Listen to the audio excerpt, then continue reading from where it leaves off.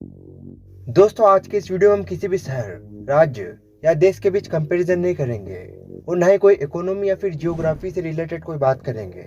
बल्कि आज के वीडियो का टॉपिक है पॉलिटिक्स, राजनीति, जिसकी चर्चा आज हर जगह पर हो रही है। क्योंकि कहीं ना कहीं देश, राज्य या फिर किसी शहर के फ्यूचर डेवलपमेंट और पॉलिसीज इसी राजनीति पर डिपेंड करती है। कई बार राज्यों के पिछड़ेपन का कारण राजनीतिक पार्टी का स्टेबल या अनस्टेबल होना ही होता है। खैर, ये थोड़ा अलग टॉपिक है। वीडियो शुरू करने से पहले आपको ना ही वीडियो को लाइक करने के लिए कहूंगा, ना ही कमेंट करने के लिए और ना ही इस चैनल को सब्सक्राइब करने के लिए। जो कि आज का ये टॉपिक थोड़ा अलग तो है ही, साथ ही साथ थोड़ा सेंसिटिव भी है। इसलिए बिना सोचे समझे कमेंट करने से पहले वीडियो को अंत तक जरूर देखें। और जो लोग पहले से हमारे चैनल से जुड़े हुए हैं उन्हें भी दिल से thanks and watch the video full at the end.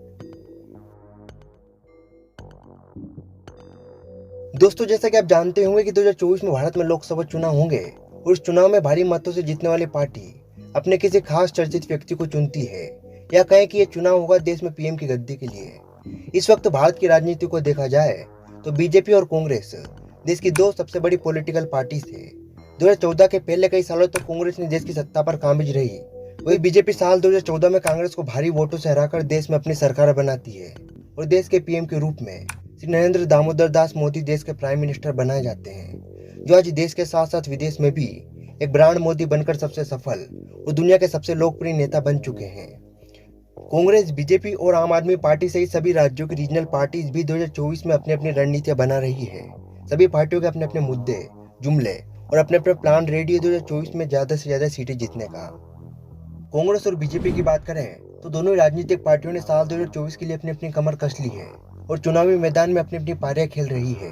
एक भारत जोड़ो यात्रा कर अपने खोए हुए अस्तित्व को वापस लाना चाहती है, तो दूसरी दिल्ली में बैठकर 2024 के लिए अहम मुद्दे और नई रणनीतियां तैयार कर रही है।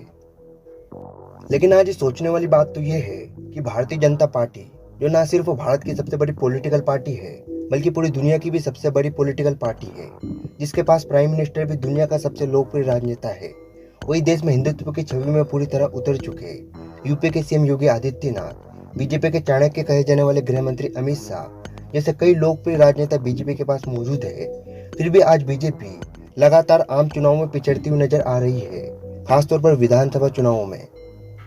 जहां पिछले साल बीजेपी के हाथ से बिहार में गठबंधन सरकार टूटी और बीजेपी बिहार से बेदखल हो गई, उसके बाद हिमाचल प्रदेश में भी विधानसभा चुनाव हुए थे और यहाँ पर भी कांग्रेस जीत गई और हिमाचल प्रदेश बीजेपी के हाथ से निकल गया। और हाल ही में कर्नाटक राज्य में चुनाव हुए थे, जहाँ पर बीजेपी कई राजनीतिक रैलियां करती है, प्रचार प्रसार में भी कोई कमी नहीं छोड़ती। बावजूद इसके बीजेपी यहाँ पर भी जीत नहीं पाती और फिर से एक और राज्य बीजेपी के हाथ से निकल जाता है। इसको और डिटेल से समझने के लिए दोस्तों आप ये पॉलिटिकल मैप देखिए, जहाँ पर बीजेपी का डाउनफॉल आपको साफ नजर आएगा। भारतीय जनता पार्टी की साल 2014 में कुल 7 राज्यों में सरकार थी, जो 2017 में बढ़कर 17 राज्य हो गए और 2018 में आंकड़ा 18 हो गया। यानी कि 2018 में भारत में 28 राज्यों में से 18 राज्यों में बीजेपी की गवर्नमेंट रूल करती थी, जो अपने आप में बहुत ही बड़ा आंकड़ा था।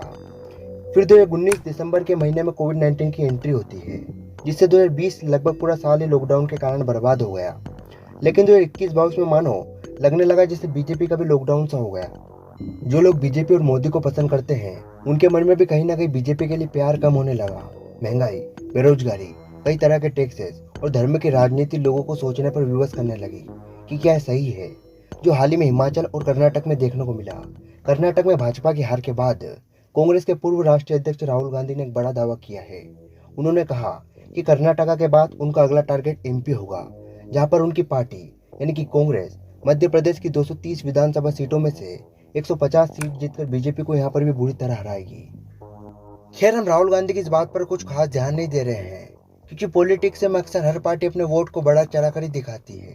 लेकिन राहुल गांधी की इस बात को हम सिरे से खारिज भी नहीं कर सकते, क्योंकि मध्य प्रदेश की 230 विधानसभा सीटों के लिए चुनाव इस साल के अंत तक या फिर जनवरी 2024 में हो जाएंगे।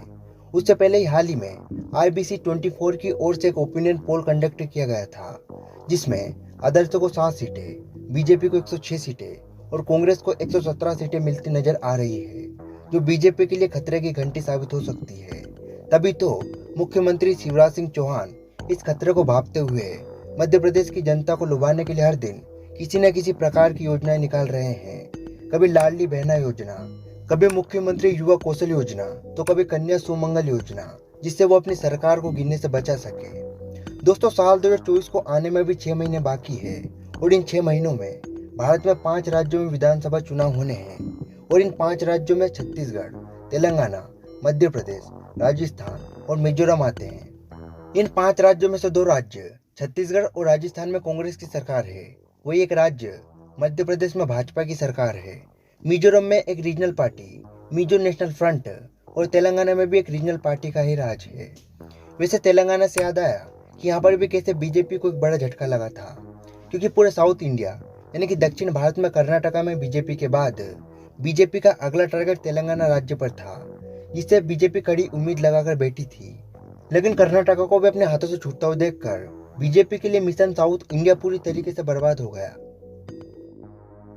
खैर, हम यहाँ पर किसी भी पार्टी को नीचा या फिर ऊंचा नहीं दिखा रहे हैं, हम बस फैक्ट एंड डाटा के अनुसार आपको सच्चाई दिखा रहे हैं। वैसे भारत के राज्यों में किसी भी पार्टी की सरकार बने, लेकिन केंद्र में आना तो मोदी जी को ही है, क्योंकि मोदी जी के सामने कोई ऐसा सॉलिड ऑप्शन है ही नहीं जो उन्हें सामने से कड़ी टक्कर दे सके। वैसे आप किस पॉलिटिकल पार्टी को सपोर्ट करते हैं, यह भी कमेंट बॉक्स में जरूर बताना। तो इसी के साथ दोस्तों आज की वीडियो में बस इतना ही, फिर मिलते हैं किसी अगली वीडियो में। तब तक के लिए जय हिंद, जय भारत, बाय बाय।